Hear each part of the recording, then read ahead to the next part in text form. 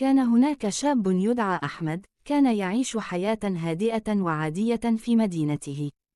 في يوم من الأيام، وجد صندوقا قديما في منزله الذي كان ينتمي إلى جده الراحل. عندما فتح الصندوق، وجد مجموعة من الرسائل القديمة المكتوبة بخط يده. كانت الرسائل تحمل تواريخ تعود إلى سنوات مضت، وكانت من مرسل غير معروف. فضولاً، قرر أحمد قراءة الرسائل لمعرفة ما إذا كانت تخفي قصة ما. عندما بدأ في قراءة الرسائل، أدرك أنها تحكي قصة حب مؤثرة.